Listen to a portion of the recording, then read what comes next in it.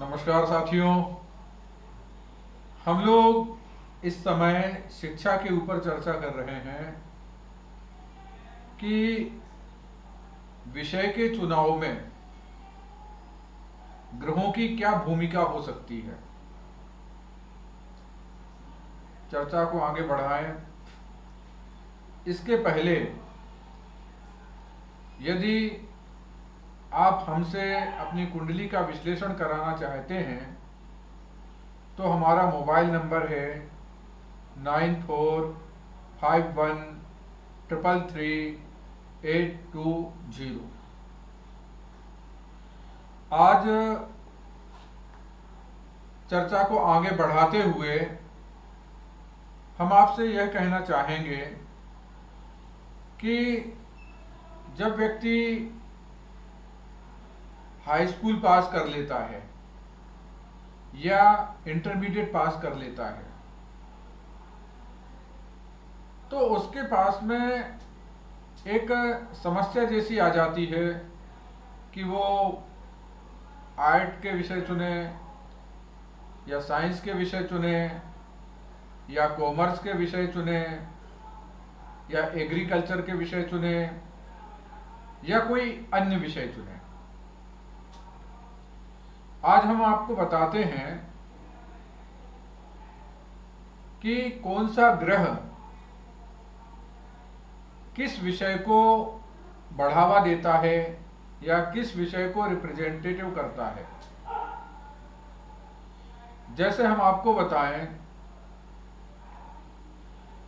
कि बुध शिक्षा के क्षेत्र में बुध ग्रह की सबसे अधिक भूमिका रहती है, क्योंकि बुद्धि का कारक ग्रह बुध है। अब जब बुध बुद्धि का कारक ग्रह है तो वो दूसरे ग्रहों के साथ मिलकर उनके अनुरूप फल प्रदान करता है। अच्छी शिक्षा के लिए बुध की स्थिति कुंडली में अच्छी होनी ही चाहिए। पूर्व के वीडियो में हमने आपको बताया कि पंचम स्थान शिक्षा का स्थान होता है। अब पंचम स्थान में यदि सूर्य स्वराशि का हो, उच्च राशि में हो, बुध के साथ में हो, तो ऐसा व्यक्ति गणित विषय में होशियार होता है, उसकी गणित अच्छी होती है, क्योंकि जब वो गणित चूंकि कठिन विषय है और जब वो सवाल लगाता है तो उसको यश मिलता है, उसमें सफलताएं मिलती हैं। इसी प्रकार से अगर पंचम भाव या पंचमेश स्वराशि में हो, उच्च राशि में हो, साथ ही वो ग्रह शनि ग्रह हो, अब वो पंचम में हो, नवम में हो या एकादश स्थान में हो, तो ऐसे व्यक्ति की अंग्रेजी विषय में पढ़ने की ज़्यादा रुचि होती है, या यूँ कहो कि उसको समझ में जल्दी आती है, क्योंकि अंग्रेजी भाषा को हम विदेशी भाषा के तौर पर देख सकते हैं। ऐसे ही अगर पंचम भाव का शुक्र से संबंध हो जाए तो व्यक्ति कलात्मक होता है, वो संगीत के क्षेत्र में आगे बढ़ सकता है, वो पेंटिंग के क्षेत्र में आगे बढ़ सकता है। तो विषय के को प्रभावित ग्रह करते हैं। अगर मान लो पंचम भाव का संबंध गुरु जैसे ग्रह से हो तो गुरु ज्ञान का कारक ग्रह है। किताबें लिखना, अध्ययन करना, अध्यापन करना, ये सब चीजें गुरु के क्षेत्र में आती हैं। चंद्रमा वनस्पति का कारक माना गया है। अगर जन्म कुंडली में चंद्रमा की स्थिति अच्छी है तो व्यक्ति वनस्पति विज्ञान में प्रवीण होगा। वही जो वैज्ञानिक होते हैं, अब जिसके किसी को साइंस साइड लेनी है और आगे चल के उसको वैज्ञानिक बनना है, तो उसके लिए राहु और केतु की स्थिति भी बहुत अच्छी होनी चाहिए। क्योंकि ज्योतिष शास्त्र में राहु को छाया ग्रह माना गया है और एक ऐसा ग्रह जिसका कोई मूर्त रूप नहीं है,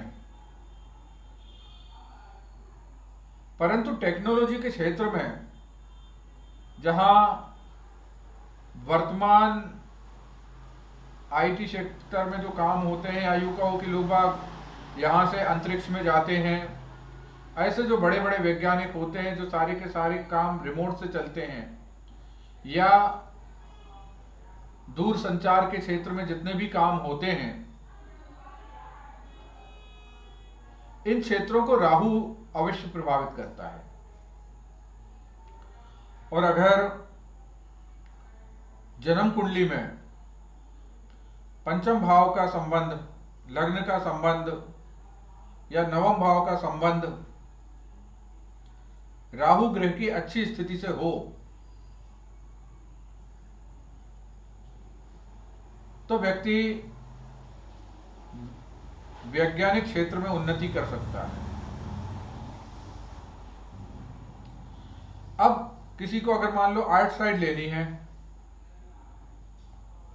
तो उसका शुक्र ग्रह अच्छा होना चाहिए, शनि ग्रह अच्छा होना चाहिए, बुध तो अच्छा होना ही चाहिए।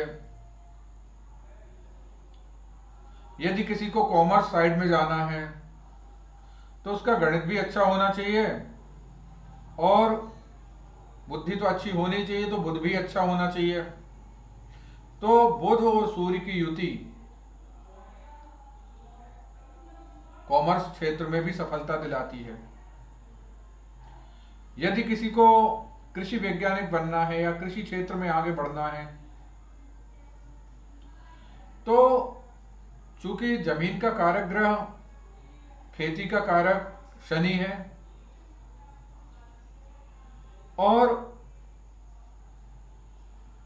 जमीन पे जो अन्न उपज होती है, श्रम का कारक भी शनि है, उपज का कारक भी शनि है। तो ऐसी स्थिति में अगर शनि की स्थिति जन्म कुंडली में अच्छी है और बुध की स्थिति भी अच्छी है, मंगल की स्थिति भी अच्छी है, ऐसी स्थिति में बालक को कृषि साइड में जाना चाहिए। ये कुछ बातें थी जो हमें ऐसा लगता था कि आपसे चर्चा करनी चाहिए। तो आज के लिए इतना ही। नमस्कार।